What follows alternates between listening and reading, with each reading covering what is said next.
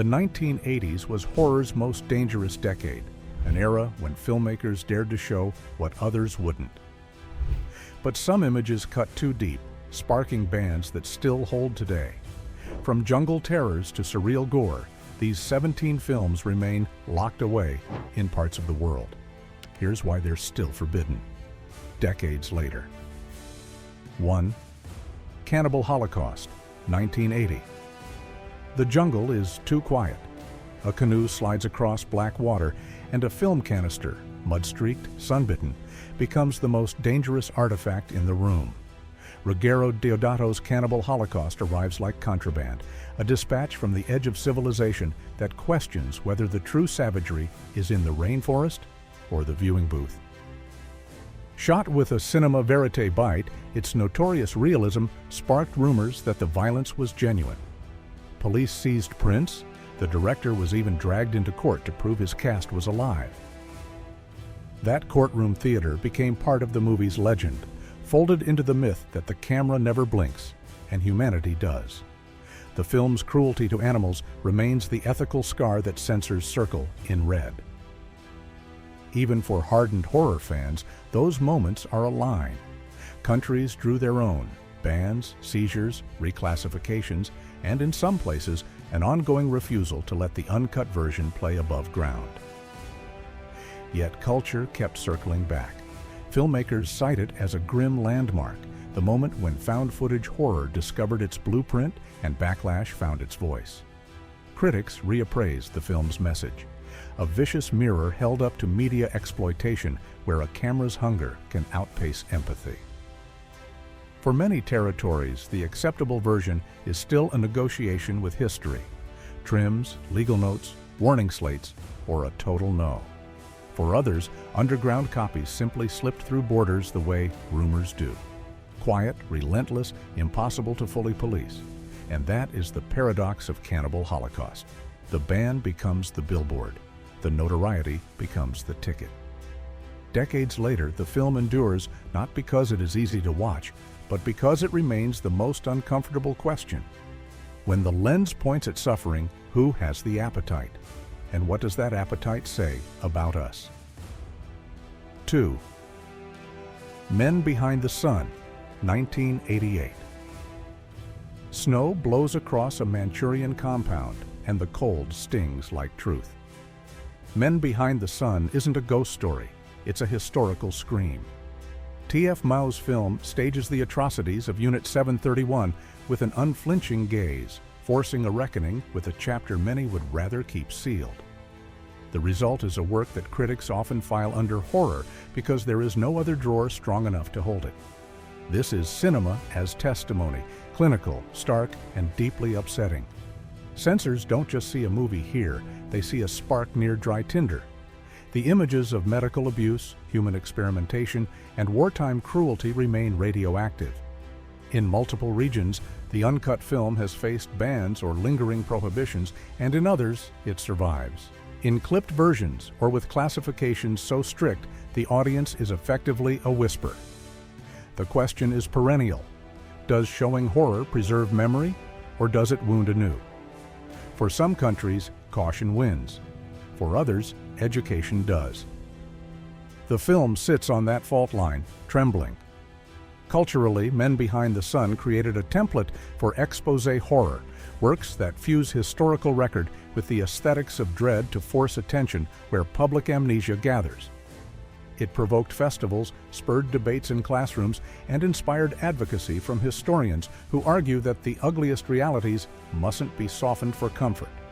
And yet, for many viewers, this isn't a film to recommend so much as a threshold to cross. The conversation it creates about responsibility, depiction, and memory keeps it relevant, for better or worse. In regions where bans persist, the reasoning is consistent. The content is too extreme, the images too incendiary. But silence never truly holds. The film's reputation travels light, carrying only a warning. Evil leaves a trace, and sometimes the trace is celluloid. 3. Necromantic, 1987. The apartment is dim, the city numb, and a janitor brings home what should never enter a home. Jörg Buttgereit's Necromantic moves like a funeral march through a late 80s Berlin, post-punk, alienated, and macabre. It isn't gore for gore's sake. It's a bleak meditation on loneliness, decay, and the ways people try to feel something when the world has rusted over. But its taboo-smashing imagery ensured that censors saw red before they saw subtext. From its earliest screenings, authorities in multiple countries treated the film as a cultural contaminant. Seizures, refusals, and bans followed, and in some places, that disapproval never thawed. Even where boutique labels and retrospectives later reclaimed it as underground art, the uncut version remains restricted or effectively blocked. The conversation around Necromantic became a referendum on art's right to offend. Is shock a legitimate instrument when the subject is alienation itself? Or is the boundary there to keep certain doors closed, even to artists? Critics who make a case for the film point to its handmade austerity, 16mm grime, funereal soundscapes, a tone more mournful than gleeful. It's a film about the city as morgue and the human heart as a locked drawer. Yet for national boards, the imagery eclipses the ideas. Decades on, the ban list presence has turned Necromantic into a rite of passage for extreme cinema students and a line in the sand for regulators.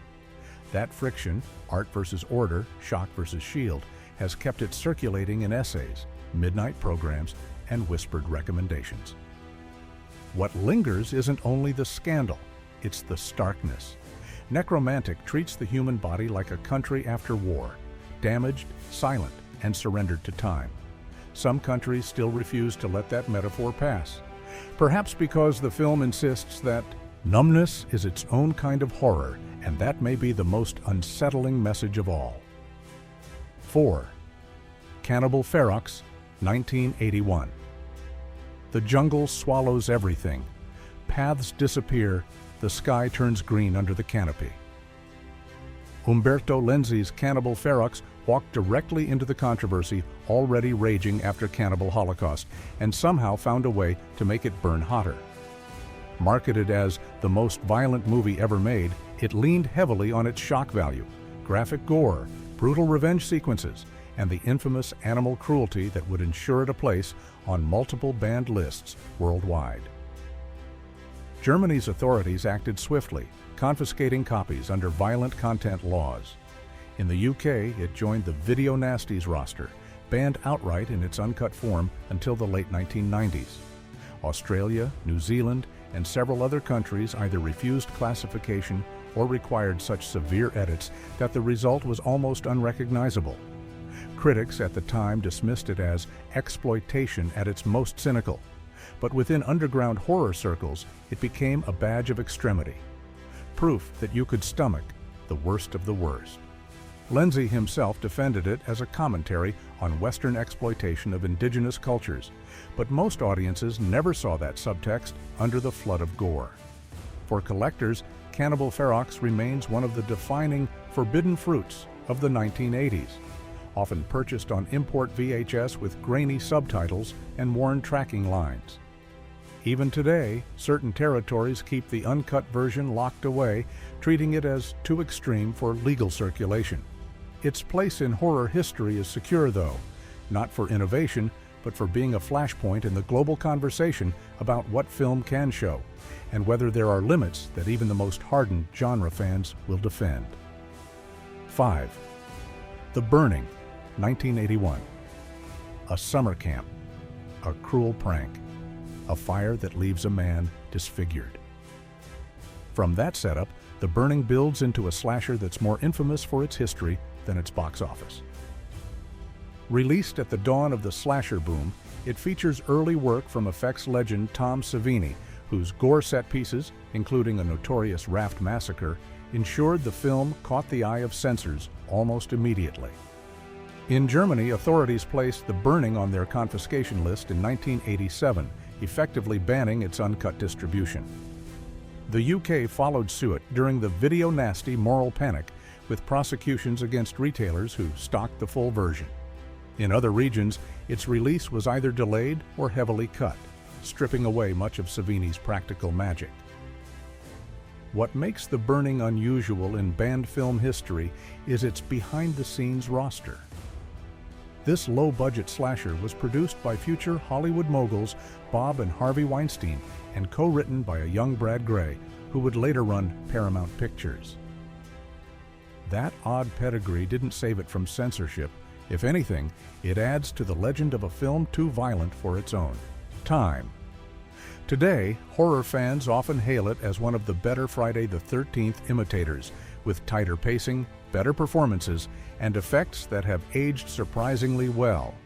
But in certain territories, the original uncut reel is still a collector's item rather than a streaming click, proof that even straightforward slashers can find themselves locked in censorship's crosshairs.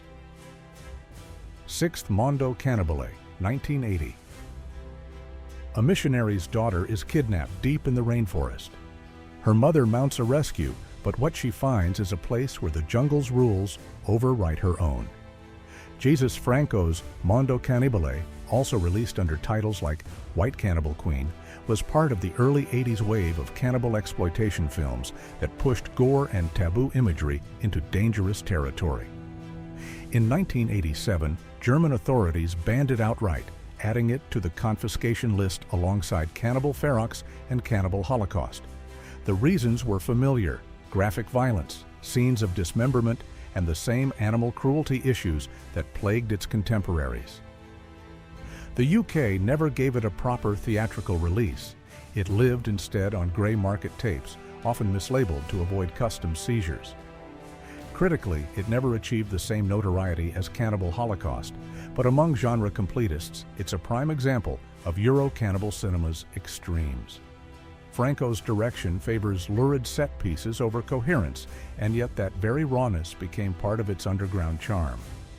Collectors of banned films treat it like a puzzle piece, one of the works that cemented the cannibal subgenre as a target for regulators. In the modern era, Mondo Cannibale is easier to find in cut forms, though many countries still bar the full print from legal sale. For some, it's an overlooked relic. For others, it's an essential entry in the banned list canon, a reminder that in the 1980s, certain images could still ignite a moral firestorm strong enough to cross oceans. 7. Toxic Zombies, 1980. Fog drifts over a swamp. Hidden in the mist, men in hazmat suits spray herbicide over an illegal marijuana farm. When the chemical hits human skin, the real horror begins. Toxic Zombies, also known as Blood Eaters, is a low-budget grindhouse oddity whose grainy visuals mask a surprisingly bleak premise: accidental chemical warfare turning people into ravenous undead. On the surface, it's a rural zombie tale, but its depiction of drug trafficking, federal incompetence, and cannibalistic gore put it on Germany's banned list in 1987. Authorities targeted it for glorifying violence and showing sustained scenes of bloodletting. The ban wasn't just about the splatter, it was also part of a wider crackdown on low-budget exploitation films that were slipping into the country through VHS imports. In the US, the movie had a brief theatrical life before falling into obscurity, later re-emerging on home video as a curiosity for zombie completists. Critics dismissed it for its crude effects and stilted acting, but within the underground horror community, those flaws became part of its appeal. This was DIY horror at its most unpolished, created outside the Hollywood system, with little care for mainstream sensibilities. Even today, uncut releases remain tricky in certain territories. The irony is that modern audiences may find it more quaint than shocking, but censorship in the 1980s wasn't about what was genuinely frightening. It was about enforcing a moral perimeter, and Toxic Zombies wandered too far outside the fence. 8. Anthropophagus, 1980. A sailboat drifts to a Greek island. No welcoming party waits, only silence and the sound of waves breaking on stone. Joe D'Amato's Anthropophagus quickly became one of the most infamous titles on the UK Video Nasty list, thanks to its grotesque finale, a starving man devouring the flesh of his own kin. The film's stark, sunlit landscapes contrast with its raw violence, making the gore stand out even more. German censors confiscated copies in 1986, and the ban stuck for decades. In the UK, it was prosecuted under obscenity laws, joining a small circle of films that authorities considered beyond redemption. Critics at the time dismissed it as sleaze, but it developed a fervent cult following. Fans admired its slow-burn pacing, eerie setting, and the commitment to practical gore effects. Its most notorious scenes have been discussed, dissected, and debated in horror circles for years, becoming a rite of passage for viewers seeking the outer limits of cinematic extremity. Today, some regions allow edited versions, but others still keep the uncut film out of legal distribution. Anthropophagus remains a benchmark for Italian exploitation horror, proof that sometimes the most disturbing moments come not from supernatural monsters, but from human desperation pushed past the breaking point. 9. City of the Living Dead, 1980. A priest hangs himself in a graveyard. Somewhere else, the dead begin to stir. Lucio Fulci's City of the Living Dead, the first in his Gates of Hell trilogy, blends supernatural horror with grotesque imagery, creating a dreamlike descent into decay. But the surrealism didn't soften the blow for censors. In Germany, the film was confiscated and banned for decades, with authorities citing sustained gore and disturbing imagery, including scenes of brain trauma and live burial. The UK also cut it heavily before granting a release, removing some of Fulci's signature shock moments. What makes City of the Living Dead so enduring isn't just its violence, it's the atmosphere. Fulci builds a world where logic dissolves and dread seeps into every frame.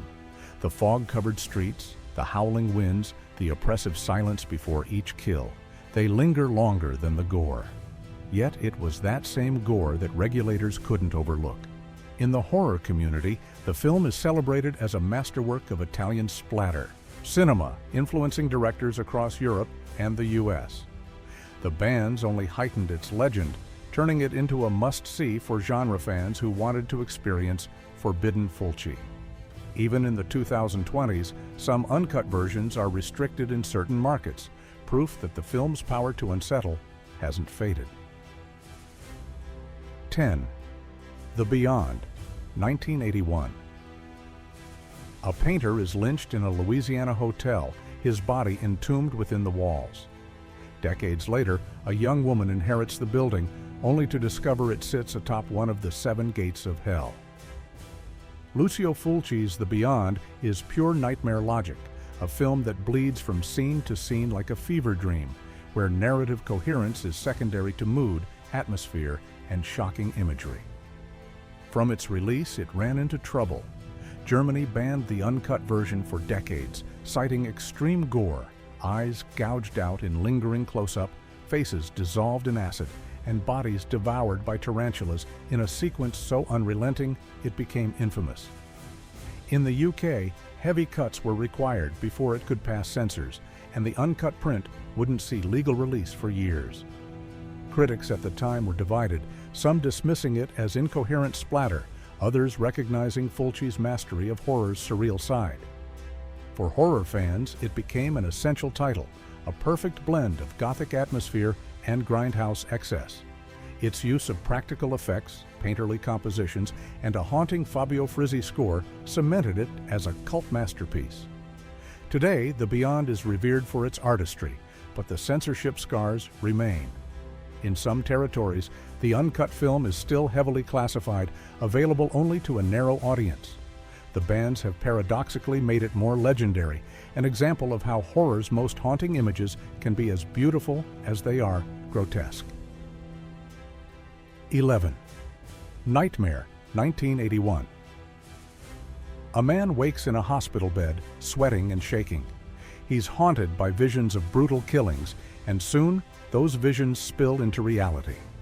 Romano Scavolini's Nightmare, also known as Nightmares in a Damaged Brain, is one of the most notorious video nasties ever prosecuted in the UK. Its explicit gore, created under the guidance of special effects legend Tom Savini, though Savini later distanced himself, was enough to provoke seizures of VHS copies across Britain. Germany took similar action, banning it outright and placing it on their list of confiscated media. Even in the US, the film's release was limited and controversial. While on the surface it's a slasher about a deranged killer, Nightmare pushes deeper into psychological territory, portraying the fractured mind of its protagonist with a grim, unrelenting tone. The violence is stylized but shocking, and its unpredictability keeps the tension coiled until the final frame. Over time, it's become a cult item for collectors, prized both for its scarcity and its place in censorship history. In countries where bans remain, it's often discussed alongside Cannibal, Holocaust, and Anthropophagus as one of the ultimate test cases for too far. For fans, it's proof that sometimes the films that scare censors most are the ones that refuse to flinch. 12. Faces of Death, 1978 to 1990 series. A VHS case promising banned in 46 countries. A title whispered in schoolyards. The Faces of Death series, blurring the line between documentary and staged horror, became one of the most infamous home video sensations of the 1980s. While the first installment debuted in 1978, its sequels and reissues in the 80s cemented its place in censorship history. The films claimed to depict real death and disaster, mixing genuine news footage with staged scenes designed to unsettle. The result was unlike anything audiences had seen, a grim, morbid scrapbook of humanity's darkest moments. Many countries refused to classify it at all, treating it as obscene material. Germany, Australia, and the UK either banned it outright or prosecuted distributors. For teenagers in the 80s and 90s, the tapes became a dare.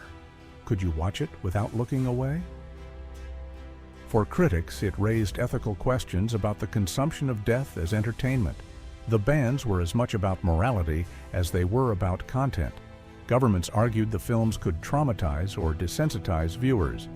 Even now, Faces of Death is still restricted in some countries, and uncut versions circulate mostly among collectors.